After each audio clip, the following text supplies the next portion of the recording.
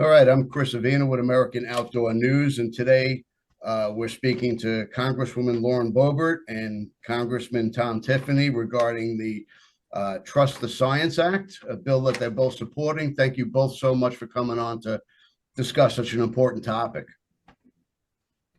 Now, Thank you so much for having us. I know that Congressman Tiffany, we had spoken regarding this before, and it looks like you're getting a lot more support on the floor.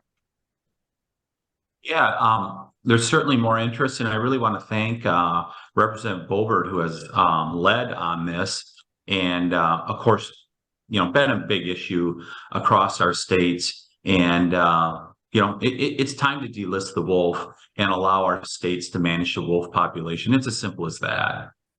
Well, I mean, here's a question for you. I know that it was originally relisted by a California federal judge.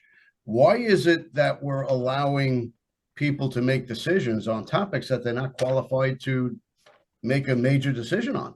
Yeah, the reason is it is not in statute, and that's exactly what Representative Boebert and I are attempting to accomplish with this bill. Is we want to put it in statute that the management of the wolf shall be with the states.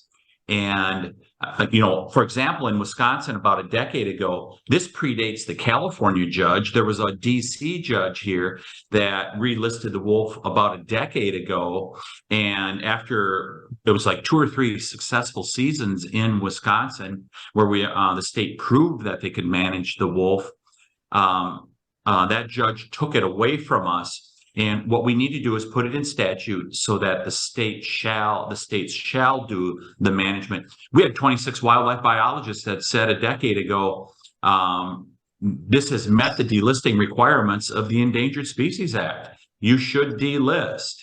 And otherwise, it's going to jeopardize the Endangered Species Act. And that's, if I just take another second here, it's one of the reasons if you truly care about wildlife, and even if, let's say you're an anti-hunting person, you should want this bill to pass because this could endanger the Endangered Species Act. The Endangered Species Act is meant to recover a wildlife population.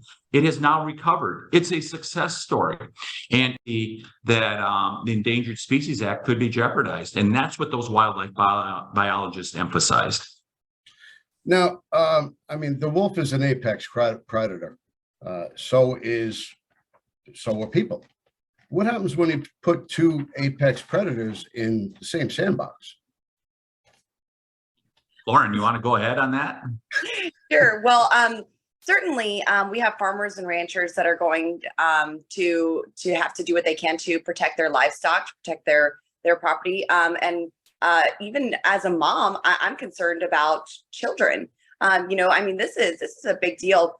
In Colorado, it was actually our voters that voted wolves back in. And what this doesn't help Colorado, but it does protect the other states that want to have a say. And we will put this into statute because we had an activist judge in 2020 from California put them back on the endangered species list. And just as Congressman Tiffany said, this was a success with the Endangered Species Act. So let's celebrate it and remove them from that list, and then make sure that the states have the rights to have a say in what they want in their state. I'm so happy that we are leading 20 of our other colleagues in this, 21 other colleagues in this effort. And I truly hope that we're able to get this across the finish line because if you look at places where wolves have been increased, even reintroduced, like Yellowstone, there's so much to the ecosystem that isn't doing so well anymore.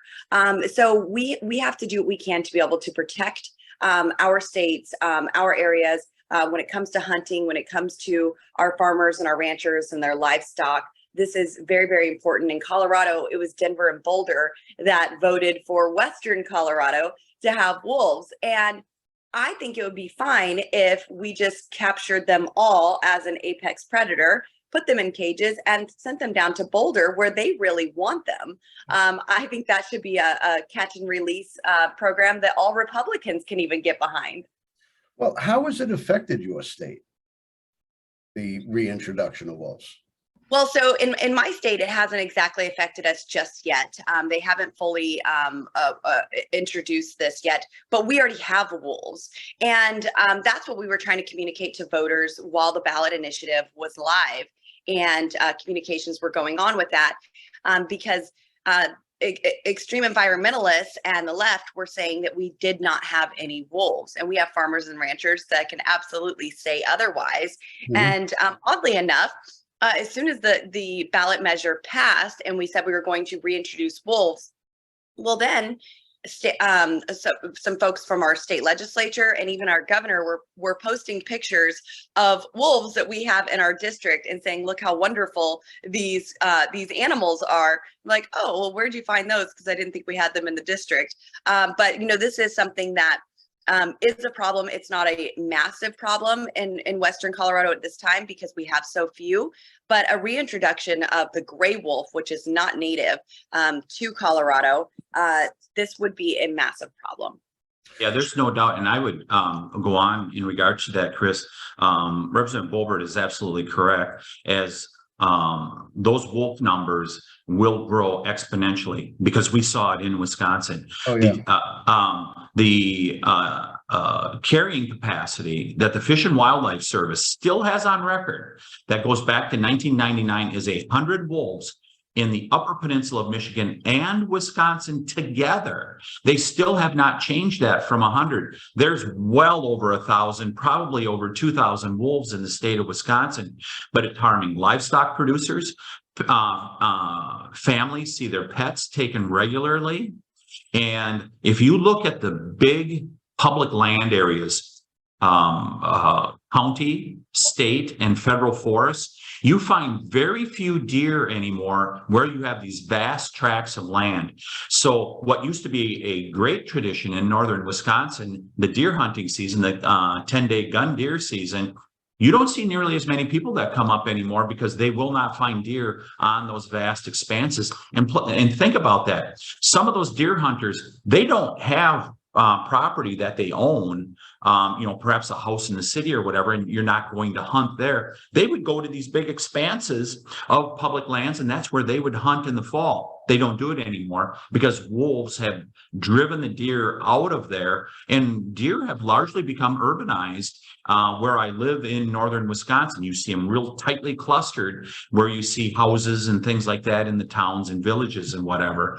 And so it has had a great impact in a number of different ways. People don't have an objection to having wolves on the landscape, but like any other wildlife species, they need to be managed. Well, I mean, the conservation model, the hunter conservation model, it works. We've managed deer herds, elk herds, coyote. We've managed wildlife across the nation, and the numbers have flourished. Now, the wolf can have 2 litters a year, 4, 5, 7 pups per wolf. The numbers are going to explode, and you've seen that with the elk herds in Yellowstone National Park. They're decimating. They're killing machines. But with the expansion of building and the forests shrinking, where are the wolves going to go? Mm-hmm. Yeah, I think that's what we're afraid of. And the gray wolf is fully recovered, and it should remain delisted. I mean, that's simply what Congressman Tiffany and I are saying. We should keep it delisted in the lower 48 states, and we should determine how to manage states should determine how to manage their local gray wolf populations. For far too long, our farmers and ranchers have been powerless to defend their livestock from gray wolf attacks. And so that's why he and I are on this Trust the Science Act, and it empowers states and puts people ahead of violent predators. We need to actually analyze the data objectively, and instead of letting Endangered Species Act listings decisions be made by leftist activists. This is something that we battle on a regular basis. These activists override law. They create law. They get judges to have injunctions and override the will of the people. And so this is what this Trust the Science Act is trying to correct and prevent in this particular situation, because it's not going to be something that's just a drive in the park and look, you see a pretty wolf. Like so many people are deceived into thinking, I mean, this is an actual problem. The diseases that they carry that can transfer into your home, into your livestock and your animals. Your dog can carry that in to your children, and I mean, these are life-threatening diseases. So there's so much more that goes into it than just the wolf itself. But there are over 6,000 wolves in population right now. They simply should not be listed in the Endangered Species Act. As Congressman Tiffany started out, he said, this is a success, and it's actually great for the Endangered Species Act. This is a program to help make sure that we have robust populations of specific animals. And it's an insult to this program to say, okay, it was a success, but we're keeping it on there. Well, I mean, their reintroduction has been a success. Their numbers have flourished, but the wolf is the poster child for the animal rights activists.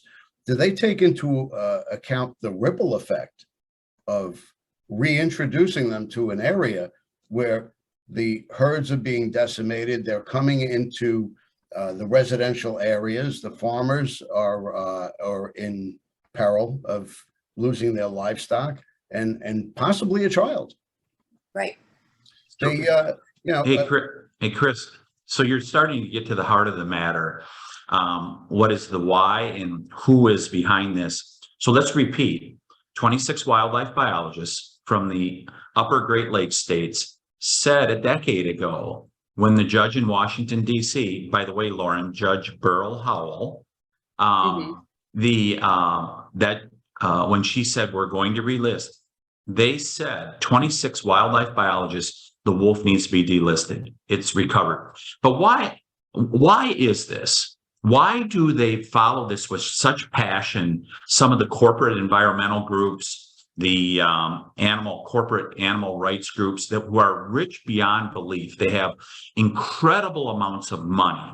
Why do they do this? Part of the reason they make the wolf their poster child is they can fundraise off from this. They make enormous amounts of money off from this by sending out, pretty fundraising appeals with a little puppy and saying, gosh, big bad hunters are going to destroy this beautiful animal, which could be nothing further than the truth, because hunters in America, they believe in the North American model of managing wildlife that has been so successful. And you talk about it all the time, Chris. They use it as a fundraising appeal, and they raise so much money. When I was in the state legislature, I talked to a local television producer. They said this issue got more looks than any other issue that would come in before that radio station or that television station, more than crime, more than the local sports teams. The wolf did. And I can attest to that, because in my office in the legislature, we would get emails from Europe, from Australia, from all over the world. They have used this as the poster child, the wolf, for their fundraising appeals. And that's part of the reason they have so much money. And it's also why they don't want to give it up. I want to add one other point here. If we're going to be successful, remember back in 2010, when Montana got the delisting for, what was it? Montana, Idaho, I think it was Western Oregon and Washington. That got done because Senator John Tester was in the race of his life. And he said, he came to then Majority Leader Harry Reid and said, you got to get this delisting done, or I don't know if I'm coming back as the U.S. Senator from Montana.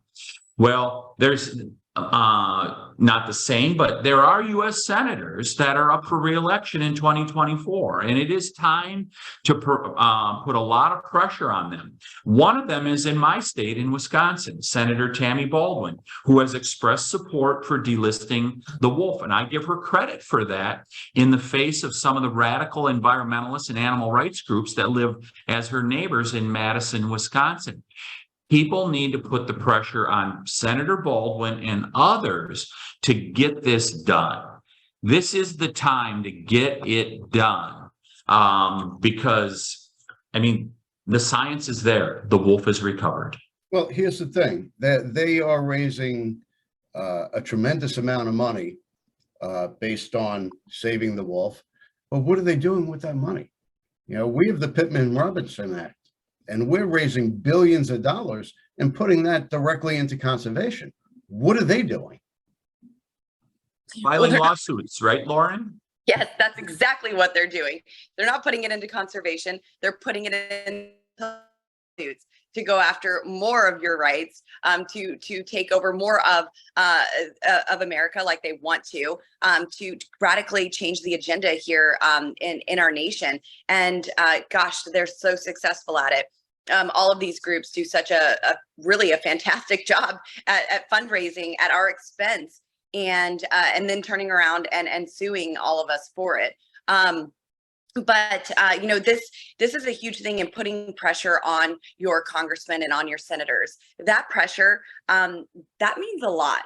There's a lot of things that go on, and when the phones are blowing up in DC offices, it makes a difference. The members want to know what those phone calls are about. And I know in my office, we actually take record of how many of what types of calls, what topics we're getting in. And it gives me a good gauge on if I'm standing on the right side of the issue or not. It's so important to put that pressure on. But we also see things like this happen in the opposite direction all the time in Washington, D.C. I have to win my reelection, so I have to get this passed. Well, let's use this to actually preserve conservation and to put into statute that the gray wolves should not be on the endangered species list. Let's use it in reverse for good, because it's usually something that cripples our rights, that grows governments, that spends money that we don't have. And we can put pressure on these senators and these congressmen who are up for reelection. All the congressmen are up for reelection in 2 years, to actually get something done and pass something meaningful. Hey, Chris and Lauren, I would add this. So think about, I mentioned the delisting that happened in Montana and Idaho, Washington and Oregon, back in, it was about 2010. And they were warned that if you do this, if you allow management, if you allow hunting of wolves, wolves are going to be gone, right? That's what the naysayers said. Is the wolf off the landscape in Montana and Idaho?